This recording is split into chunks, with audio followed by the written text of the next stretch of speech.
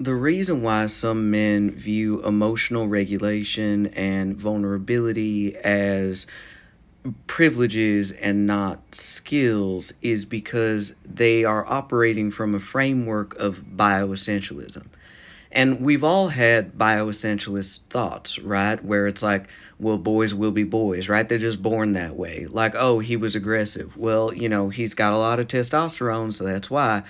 It's the bioessentialist framework. And within the bioessentialist framework, emotional regulation, vulnerability, community building skills, access to one's emotions, including things like somatic or bodily processing of emotions, those are assigned to women. The idea is that women are born with these abilities and they cannot be acquired over time. So we're kind of getting into why many men are very angry all the time and why they blame women for what ails them or for their isolation and their loneliness and their depression, because their idea is that women have to co-regulate me because I was not born with the ability to access or process my emotions to begin with. I was not born with the ability to build a community. I was not born because I'm not a woman. And these are all things women are born with. So, bioessentialism as a mental framework, as a way through which you view your reality, can be very dangerous because it strips you of your autonomy and your competency as a person. And it puts you within a victim narrative and a narrative that creates a level of learned helplessness because I was born this way and there is no changing it. So, why try? Now, like when we talk about this, we also get into a little bit why some people have a lot of resentment towards trans people. Because trans people, by their very nature, are challenging the bioessentialist narratives and frameworks that a lot of our society is built upon. But anyway, yeah. So, but yes, you are absolutely right. Emotional regulation is not a privilege, it is a life skill. But if you have a bioessentialist framework, you do not think that way. And when we're looking at incels and red pill and groypers and all this kind of stuff, the mental framework is going to be bioessentialist.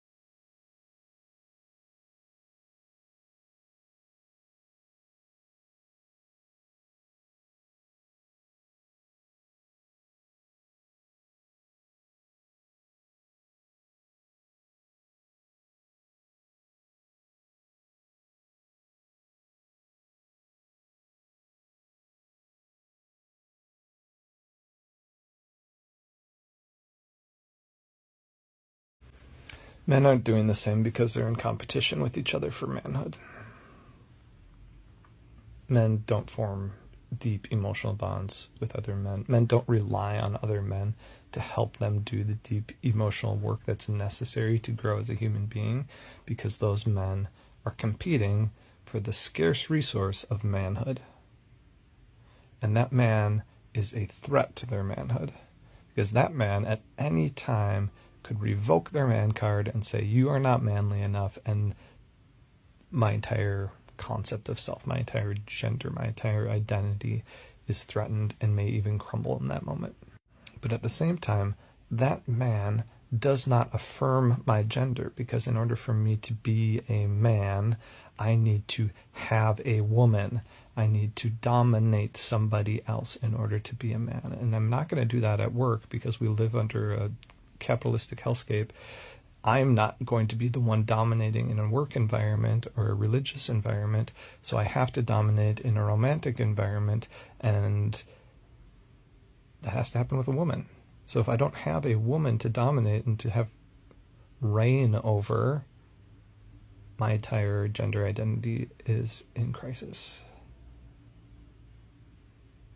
So men who have this idea about masculinity need a woman in a way that affirms their gender, and without that, they crumble. And that man's a threat. Not only do they not fulfill my concept of my gender, they're a threat to my concept of gender. Oh, I'm so glad, because I have so much more to say about this. One of the things you'll commonly hear online is that men are not allowed to have emotions, which drives me nuts. I hate that narrative so much. Because first of all, think about how weak of a stance that is. You're not allowed to be emotionally healthy because of how other people are treating you. Like, that is such a powerless victim mindset. You can't be emotionally healthy and find healthy ways to express your emotions because of somebody else, because of the way that they're treating you. No, I'm sorry, you're more powerful than that. This idea of not being allowed to express your emotions, no. The reality is, most of the time when men say that they're not allowed to express emotions, it's because they're in a relationship with a woman and they are using their emotions to suppress her emotions. It's a reaction to her when she brings something up about the relationship, some sort of conflict or something that isn't working for her, and she's expressing her emotions. That's the only time they talk about their emotions, and they're not doing it to be vulnerable and share. They're doing it to suppress her. It's emotional manipulation. It's emotional abuse. And when men do express their emotions, they often are just expressing something that is very violent and dangerous. They have not cultivated the skill to talk about or express their emotions in a way that is actually safe for the person that they're talking to. But I'm sorry, we've been talking about this at least since 2002, which is the year I graduated high school, when Bell Hooks released the book, The Will to Change. Men can do this work. Men have had access to books, the internet, and therapy for at least 2 decades. But instead of actually doing the work to like cultivate skills around emotions and expressing emotions, men actually benefit from not being able to do that and having this narrative that says that men are not allowed to have or express emotions. That is actually to their benefit. That is weaponized emotional incompetence. Because what often happens is that a woman will bring up an issue and the man will explode, or he'll hijack the conversation and make it all about what he's feeling in reaction to what she brought up. And when she says, like, wait, why are we talking about you now instead of what I initiated here in this conversation, he can say, like, well, you've always told me that you want me to express my emotions, and here I'm expressing my emotions, and you don't actually like it, so you're really just suppressing me. See, men aren't really allowed to express emotions or even have emotions, and look at me, poor me, poor me, poor me. And in doing that, they are shutting her down, because men want to maintain the status quo, because the status quo allows them to continue in these relationships and to continue within this society where men don't have to make any changes. Society can continue to revolve around them and insulate them and protect them so that they don't have to be uncomfortable and they don't have to do the work to change. If you are a man or a woman who is perpetuating this narrative that men are not allowed to have emotions or express emotions, you need to stop. It's been decades where we've been talking about this, and we've been highlighting the fact that men are also emotional creatures. They just need to cultivate the skill to do it. That narrative is not motivating men to go out and cultivate those skills. It is empowering men to never change and to maintain the status quo at the expense of the women in their life. Men are absolutely allowed to express emotions. In fact, they're encouraged to do so. And most of the time, and I know there's exceptions to this, but most of the time, the women in their life want them to express their emotions. But what men are doing instead is they're being emotionally manipulative, emotionally controlling, and emotionally abusive. They're using emotions as a tool to suppress the women in their life instead of actually being vulnerable and being seen. But the other nefarious thing that's happening in this phrase, like, oh, men aren't allowed to express their emotions, it's this underlying idea that women are responsible for making men feel safe enough to express their emotions, instead of men taking ownership of their own emotions for themselves and deciding, I am going to express my emotions in a way that is healthy and safe for the people around me.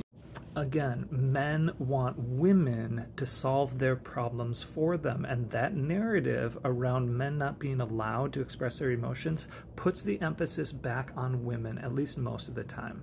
Because what is often implied in those words is that the woman in my life is not helping me enough. She's not helping me express my emotions. She's not like creating this space for me to do that work. It's her fault.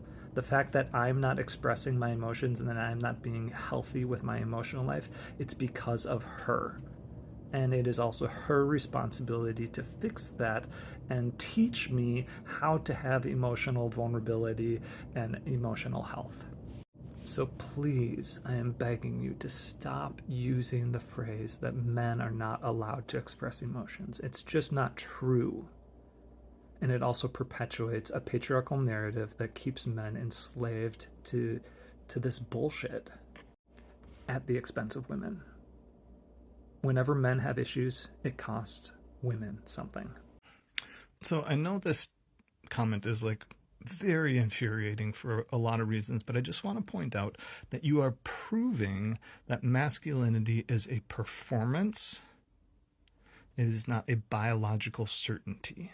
You actually understand that manhood is a social construct, because you're saying here that there are real men that need to be raised and brought up a very specific way, and they need to perform their gender in a very specific way in order to be considered men. Manhood is not a biological thing. It is a social construct. And your definition of manhood means working hard labor and not worrying about their nails or not wearing makeup or fingernail polish or something like that. You are proving the point for me. Masculinity, manhood, it's all performative.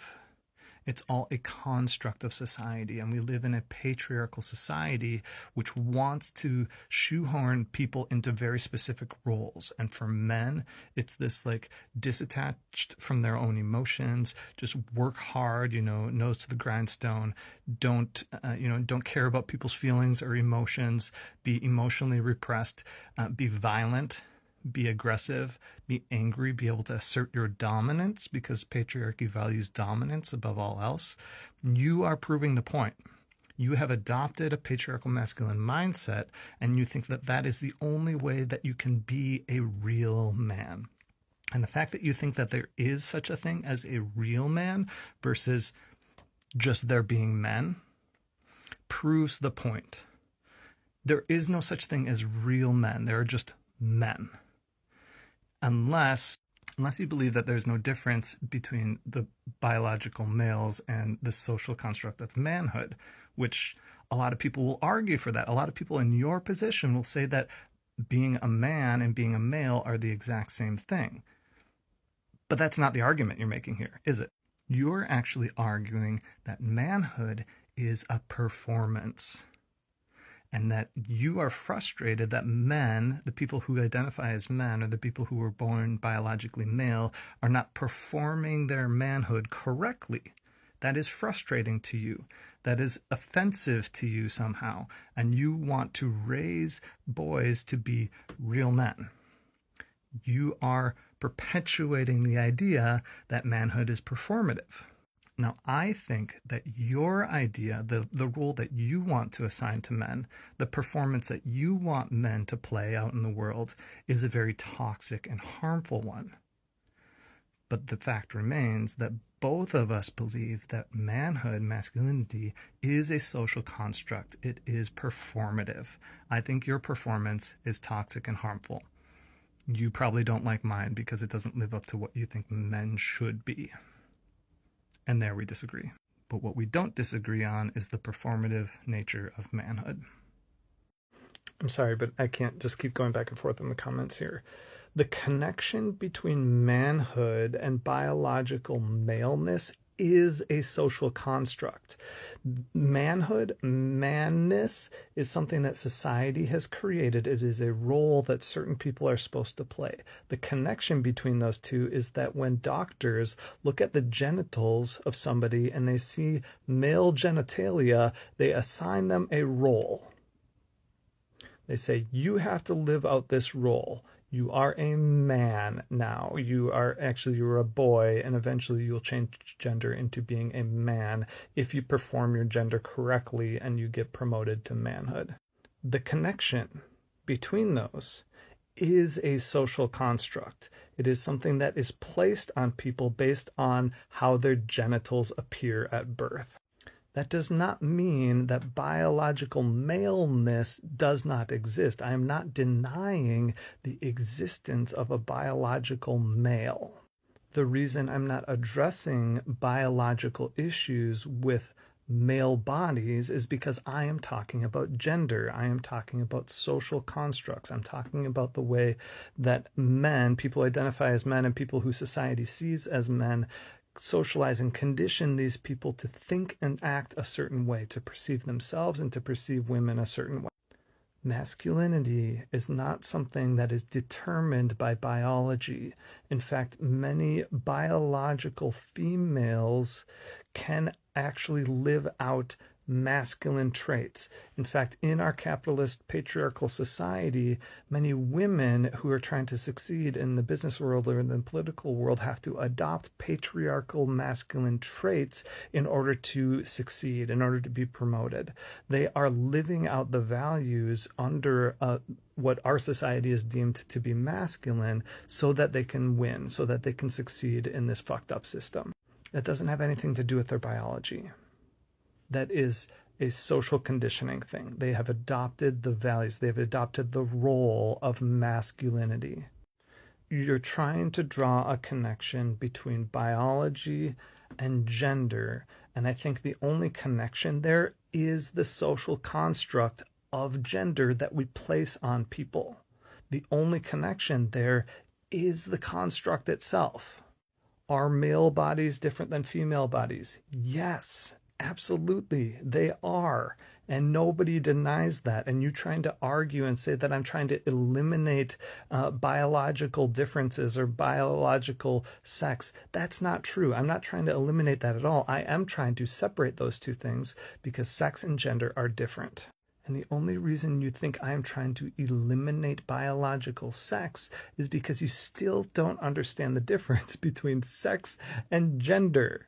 You keep using those terms interchangeably, and you're talking about men and women, but you're talking about biological impacts of men and women. That's not man and woman is not a biological term. That's a sociological term. And nobody's denying science by using the science of sociology instead of the science of biology. Now, I understand that you're frustrated that I'm not addressing the biological impact of male bodies being bigger or stronger than women most of the time, because that is often not true.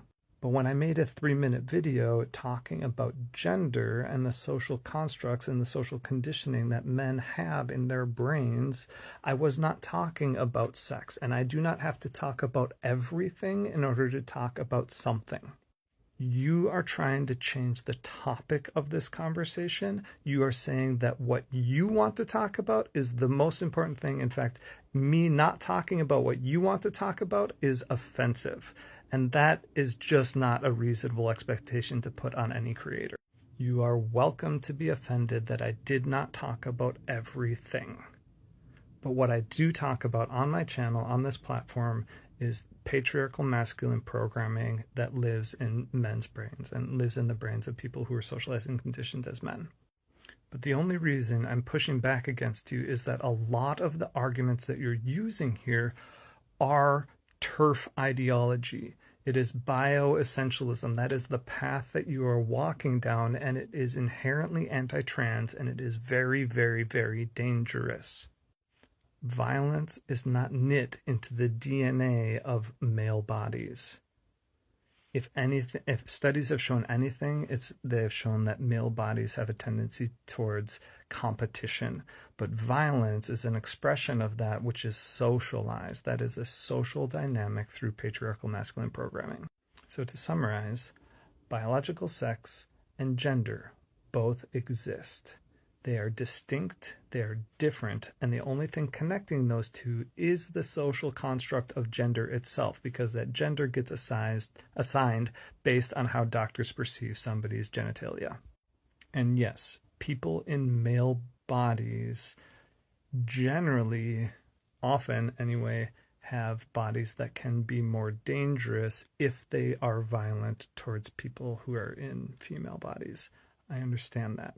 That doesn't have to do with man and woman when you're talking about biological differences. That is different than when you're talking about gender. Again, biology, sociology, they're different things.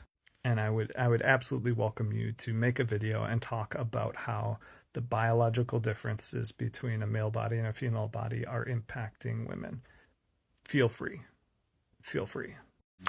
Men love to talk about how women don't accept them when they show emotions. It's one of the gripes that make them feel justified in suppressing their emotions, and it just resonates with everything within patriarchy that loves to blame women for every issue that a man faces.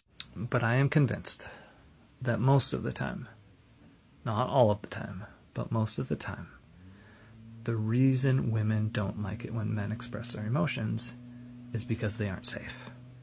So one of the ways that they aren't safe is the video where this comment was left, where I was talking about my struggle with not creating space for other people to be in pain when I'm in pain. When I'm in pain, my entire world is my pain, and I have a hard time letting anyone else exist within that bubble. And that is something I'm actively working on. But another reason is that when men express emotions, the emotions have been bottled up so much that they explode out, they lash out, they have been transformed into anger that actually is sometimes physically dangerous to the woman. And lastly, a lot of times men think they're expressing an emotion when they're just expressing a thought, an opinion. They're not saying, I feel sad. They're saying, I feel like you did something wrong to me. And they flip it and they make it all about the person they're talking to, and they actually use it as a way to attack the person instead of expressing what they're feeling. Okay, I'm gonna see if I can do this. Men are not taught how to identify what they're feeling. They're taught how to identify the thing that made them feel a certain way. They don't know how to say, I feel sad or I feel lonely. They know how to say, you rejected me. Or I feel like you rejected me. And whenever you hear a man start a I feel statement, but then add the word like, I feel like you don't respect me. They think they are being vulnerable and sharing something from their inner world, some sort of insight into what's happening, and like I'm sharing something deep and personal about me. Now you're sharing a judgment. As soon as you add a like to your I feel statement, I feel like you don't respect me. That is actually a statement about them. not a statement about you and your emotional state. A more true statement about your emotions would be, I'm scared. I'm scared. I feel terrified because I don't want to feel alone, and I am starting to feel lonely, or I'm scared of feeling lonely. But men aren't taught to do that. Men are taught to give judgments and opinions about things outside of themselves. Women are the emotional ones. Women are the ones that explore internally, and women are the caretakers. They are taught to manage everyone's emotions, not just their own, but everyone's emotions. And men are taught to expect that. So if I'm feeling an uncomfortable thing, one, I'm going to make a judgment about the thing that I think made me feel that thing. And two, somebody out there is responsible for dealing with this, and it's going to be a woman, because that's their role in society, because thanks patriarchy. And my role in society is to be a problem solver, which really means I'm never going to look inside. I'm always going to look outside myself and find something I can fix. And guess what? The closest thing to me is that I think I can fix. It's the woman I'm in a relationship with. I'm going to fix her by telling her that it's her fault. And I'm feeling an uncomfortable thing. It's her role to manage that for me, and she's not doing that. So now I'm feeling even more uncomfortable things, so I'm going to fix that by trying to fix her. Because I only know how to problem solve all these things out here. I don't know how to name what I'm feeling. I only know how to make judgments about the things that are impacting me. Loneliness, when experienced by women, is treated like a joke. The stereotypical image of the crazy cat lady has been mocked for centuries, warning other women not to be too selective or too demanding, or else you end up like. But when men are lonely, when women refuse to engage with certain men, suddenly it's an epidemic and a crisis requiring analysis by psychoanalysts and hundreds of articles telling why these poor men are so lonely. Yeah, I can't tell you how spot on this is. I'm so grateful for her for pointing this out. Because when women are alone, who's at fault? Women. When men are alone, who's at fault? Women. Do you see the trend? Now, the way that gender works is that there's a series of rewards and punishments to try to enforce certain behaviors across any gender. If you identify as a woman, there are expectations for how you are supposed to perform that gender. If you are a man, there are certain expectations for how you are supposed to perform that gender. And if you are a woman in this situation, women are shamed for being alone, because patriarchy wants them to be dependent on men. They want them to submit themselves under men. So if you're alone, you're shamed. You're called a crazy cat lady. You're not fitting the patriarchal model. Now, if you are a man who is alone, it's because women aren't playing their part. Men still want to be dominant over women. They're still playing the part of patriarchy, so it's women's fault that the man is alone, because no woman has submitted herself to his dominance yet. It's not his fault. He's doing everything that patriarchy is asking of him. He wants a woman that he can dominate. He's doing the right thing. But she's refusing to be dominated, so it is her fault. And it's these subtle messages under patriarchy that make men so dangerous, because they feel entitled to have a woman in their life, because that is the role that's been ascribed. So when they are feeling lonely, they could get violent. They could get angry because the women are not playing the game correctly. Because they are supposed to submit to a man's dominance, and if a man is alone, it's a woman's fault. Can I expand on men using women to gain a sense of identity, please? Absolutely. People who subscribe to the American masculine framework for what it means to be a man have to live by certain man rules. Manhood in our society, in our culture, is not guaranteed. Manhood is something that you have to prove and sustain your entire life. So when you're a boy, you're constantly hoping to eventually become a man, but that comes through performing your gender correctly. I've really actually wondered if I considered boy and man two different genders, because they have very distinct roles in our society. But the way the system works under patriarchy is that every single man can hold up a purity test to any other man and say, are you man enough? Or are you a real man? There's so much language in our society that talks about manhood being something that's on the fritz. Like it's constantly at risk. You could lose it at any moment. So when I was growing up, other boys would use women or girls as an insult. You throw like a girl. You look like a girl. You walk like a girl. This followed me all the way through basic training and my tech school training in the Air Force too, because my hips don't move in the right way when I march or something, and I got made fun of for that, and they would remove my man card. They would ascribe some sort of female trait to me. But one of the primary ways you can establish yourself as a man is to have dominance or control over a woman. If you have a woman, if you have won her, you're automatically in. Which I think is one of the contributing factors as to why so many women talk about their husbands just shifting on a dime. As soon as they get married, there's no romance. They're just sitting there playing video games all the time because they have dominated the woman already. They have gotten her. They have obtained her. They belong to him now. So men have this deep, deep drive to have a woman because they need that to feel affirmed and secure in their concept of their gender. Because if you cannot display sexual prowess with women, if you cannot have a woman, you are not considered a man. Now, there are other places in society where men can dominate and have control, like work and religion and politics and things like that. But most men aren't at that level. Most men are being dominated, being controlled in those spaces. So the easiest place to access that is through women.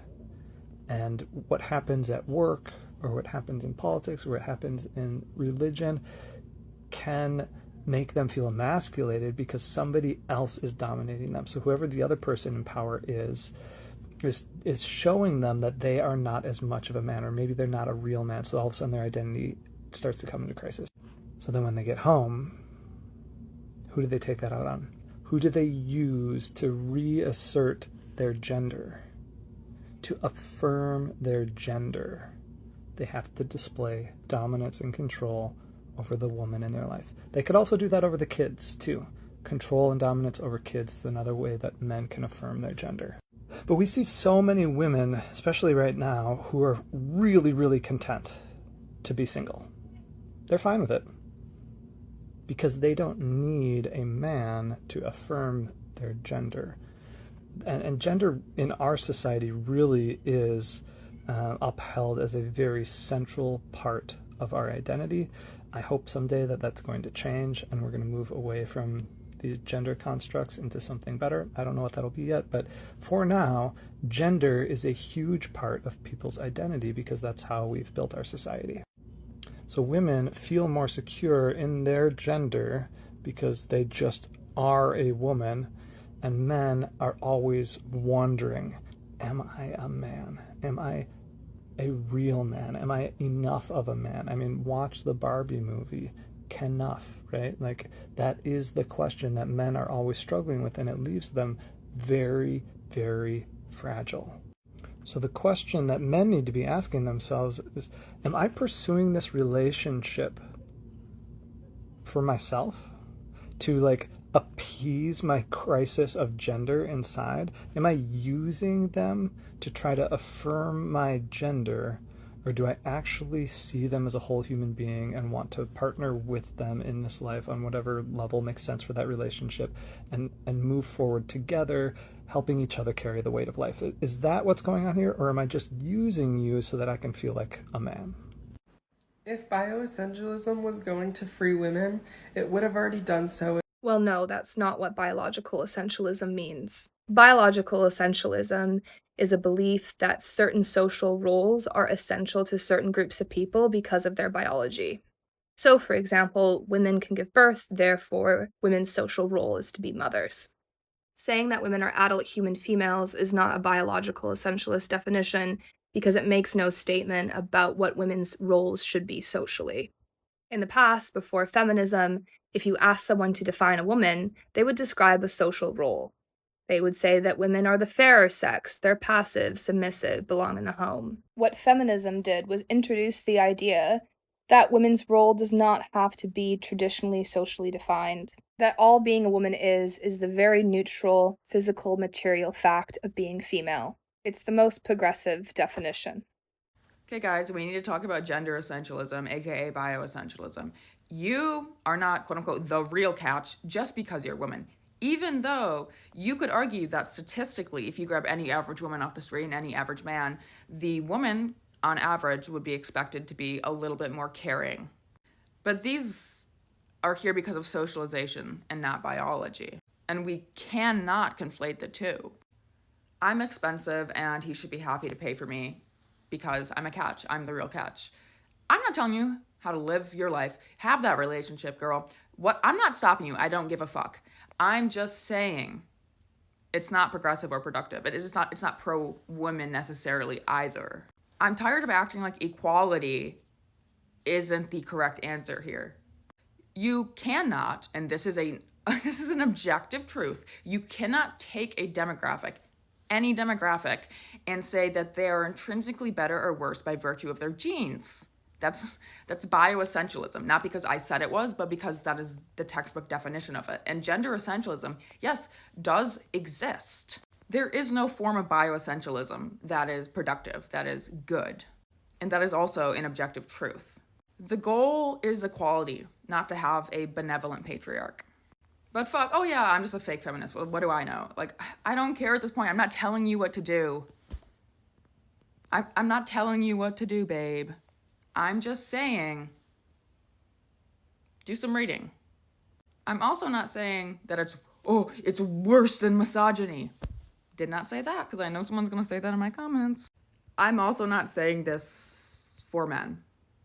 Because everybody likes to comment, I hope he picked you. I'm not looking for a man. I've been in a relationship for 3 years. I'm not doing this for the approval of men. I don't need the approval of men.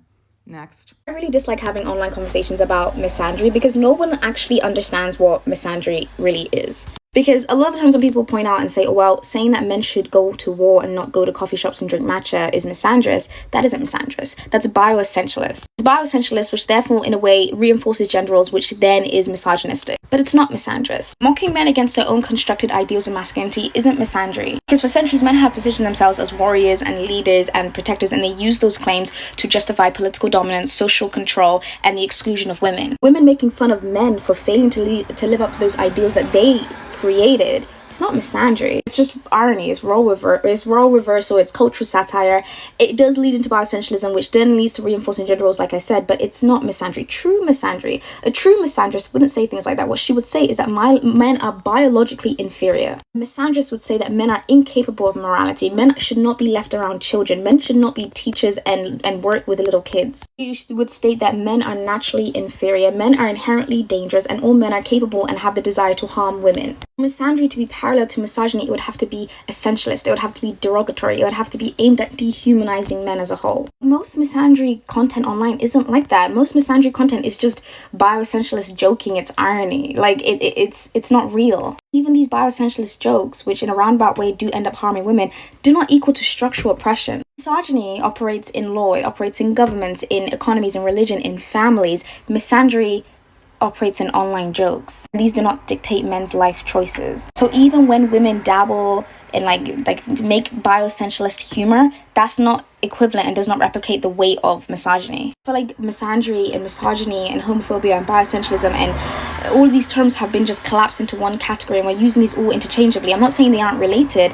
but they're all distinct from each other. Like, a woman can make a bioessentialist joke and not be a misandrist. At the end of the day, none of these things actually are equivalent to systemic misogyny anyways. And the claim that misandry then leads to alt-right pipelines is a bad faith claim. And it only happens, and that statements are only made because they've just collapsed all these terms and mixed them up, and now they're just confused. What I'm talking about, bioessentialism, where we equate certain character traits or just characteristics as being essential to the two different genders or sexes, however you want to split it down the middle, that puts us in very dangerous territory, because women are capable of committing violence and men are capable of being victims. These two main things that happen when we designate men as creatures who are only capable of committing violence. One, that is actively dehumanizing them, right? So we're totally fine with like sending men off to war and like having them kill each other. There's a reason why Black men are incarcerated at such a high rate. Yes, of course it has to do with race, but it's also about gender. The murder of Emmett Till, the assumption that feminine equals victim, feminine equals prey, they fucking mastered that shit. At what point does a child, become a man and then his life no longer matters to us? When we act like women are not capable of committing violence, we also excuse so much of the violence that they do end up doing. Ironically, the second thing that it does is completely counterintuitive. It excuses the men of the violent things that they do.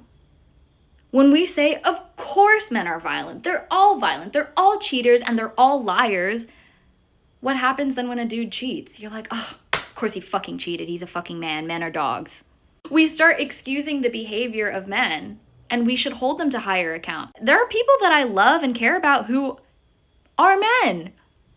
And I would want to think that, one, that they're capable of love and peace and creativity and emotional fragility and emotional intelligence to the same level that we expect of women. And two, that when they do fuck up, they'll fucking take accountability for it and not be like, oh, I'm a dude, I put my dick everywhere. Is that the society that we want to live in? Yeah, anyway, I'm not saying to like go run around putting yourself in harm's way, but I just think the internet is filled with so much rage bait and so much content that forces you to like pick a side. And I think we would all be better off with more compassion and critical thinking and nuance, because the world is fucking complicated and it's not going to get any better if we all think like that.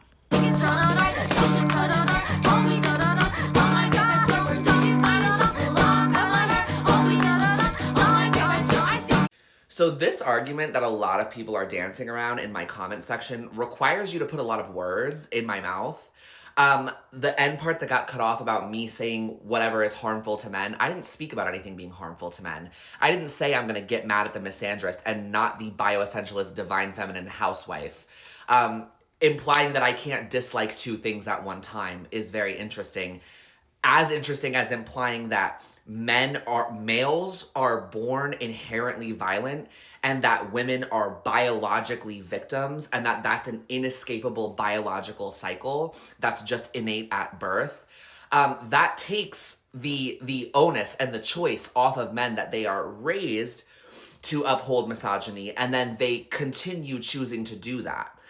That's an active choice. That's a set of behaviors that they are taught, and then they choose not to unlearn and choose not to change. And by saying that it's innate to males, you take away the responsibility from them. You say, oh, it's not their fault. They're like this. They're born that way. It's not helpful to women. It isn't. And then it also insinuates that I, as a trans woman, had to overcome some kind of innate violence in my blood to be a true woman. Which would kind of also be like, I can't really ever be a woman at all. That harms all trans people. That harms cis women. That's what I'm talking about, that it harms women. There are quite literally 1,000,001 ways to end up a conservative. And most TERFs still consider themselves feminists, even though they do absolutely nothing to help any women. You know what I mean? So Yeah, it's not the alt-right pipeline, but it's a little tiny piece of it. Yeah, see, I just want to talk about like how any statement about men being naturally more violent or naturally less emotive due to biology is inherently incorrect. I'm going to rant about gender essentialism. This is a word you need to know. No biologist actually supports gender essentialism. Neither does any psychologist or any social scientist for that matter. Even biologists have an understanding that sex is a spectrum. So there are chromosomal abnormalities. You know, you can have X and Y and X and X, but you can also have things like XX and Y or X and YY. And there are different ways that physical characteristics can look like when it comes to sexual organs and reproductive organs. And those are sexual characteristics, which are different from gender. Gender is social. So there's being male and female, which are biological sex terms. And then there's man and woman, which are social terms. And any biologist will tell you that biology by itself does not determine behavior. And any psychologist, for that matter, like thinks about things in different ways when it comes to analyzing behavior. Biology has some influence, but so does social factors. So does early childhood experience. So does the immediate environment around you. Like very many aspects determine human behavior, and biology is not really the strongest one. Sometimes it is, sometimes it isn't. It's very context dependent. So when it comes to matters like testosterone, for instance, both men and women have testosterone in their system. And men obviously have more by comparison on average. However, testosterone's function is not even what most people think it is. There's a great chapter in this book on testosterone and its role in aggression, and particularly in males. And one of my favorite parts of it is that testosterone actually amplifies and is contingent on whatever behaviors are needed to maintain status. What that means is if violence increases your social status in a given hierarchy, then yes, people are more likely to engage in aggressive behaviors. However, if being caring, supportive, and like pro-social makes you higher on the social status level, then people would more likely do things that are pro-social. So gender essentialism's like rise in popularity does not necessarily mean that people are seeing that it's a true thing. It is just simple. And it's simple enough to grab onto in times of insecurity and instability and political and economic change, and times when you feel like you're losing power and status.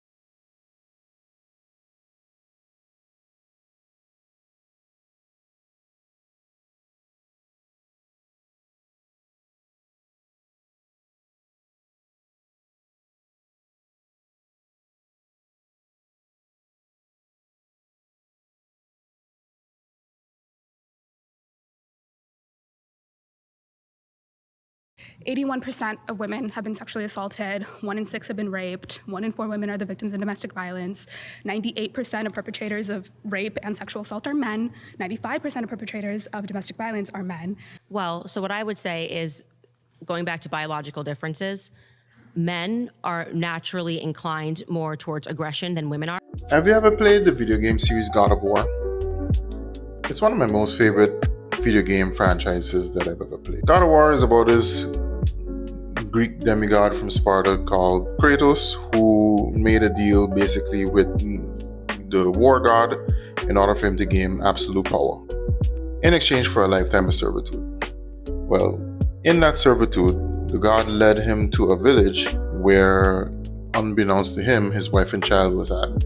And in a blind rage, he went and slaughtered everybody in the village, including his wife and child. So you basically play a video game where it's a man who is prone to extreme violence, basically seeking retribution for the thing that he was tricked into doing. To which, surprise, surprise, he never really gets the retribution that he wished to have. Why? Because he didn't really change. He was just who he was. Then you have the Norse mythology of the franchise, which is the more recent God of War and God of War Ragnarok. And you see a older, more passive, and yet fierce Kratos, who is basically raising a son by himself because his wife died from natural causes, going through a transformational journey to where his main theme for the entire of the rest of the franchise was, we must be better. Now, why am I bringing up this video game franchise? You hear someone like Candace Owens talking about biological differences in men and women, that men are more prone to violence than women. You basically are subscribing to gender essentialism, where you say that because of our biological makeup, we are more prone to doing this, so therefore it is within our nature.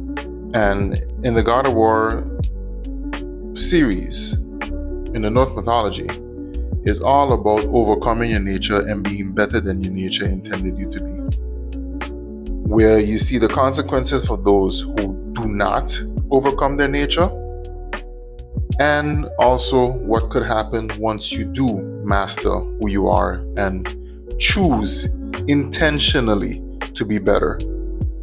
You've given us the argument that men are just naturally more violent.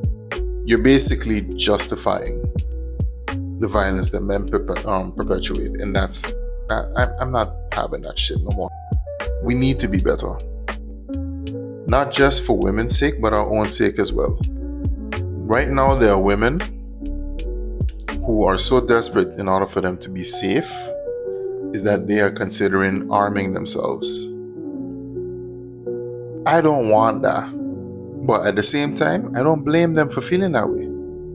Because it's exactly what we would do if we were faced with people constantly doing things to us. We know that for a fact. So when are we actually going to choose to be better?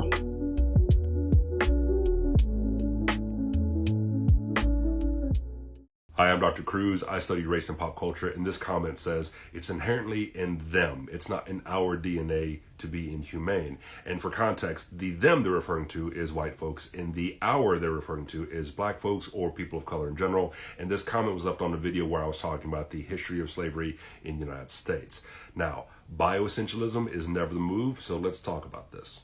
So bioessentialism is the idea that 1, race is biologically real, and 2, our biological race determines who we are and the kind of qualities that we have. And this is not at all supported by science. In fact, it's refuted by science. Setting aside the science for a moment, on a personal note, I am half white, and many of the most important people in my life are white, and I find this kind of stuff patently offensive. Now, let's move on. There are 3 reasons for why this is a problem. The first is that this denies history. This denies the fact that humans in every group, at least that I'm aware of, have proven that they are capable of extreme acts of inhumanity. If not on an individual level, then certainly on a group level. The second reason is that this mentality of us versus them in the context of race only works if racial purity is a thing, and it is not. Not just because race is not supported by the science, but also because at this point, even if racial purity did exist, we're all too mixed for that to actually be relevant. We have ancestry from all over the world. So again, even if racial purity were real, and it's not, we're all mixed at this point. The third reason is that this idea that inhumanity is tied to racialized DNA has historically been used against people of color, especially in the United States. And while one might argue that it's appropriation by people of color against white folks who make up the dominant racial class in the United States, could be seen as a form of attack and subversion against that ideology, I would argue that in fact what it does is that it perpetuates the prominence of that ideology in our current system.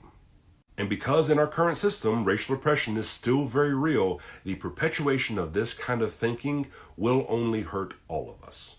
It's like holding a shard of glass. Maybe you could use that as a weapon, but you are absolutely going to hurt yourself in the process. And by the way, if you like my educational content,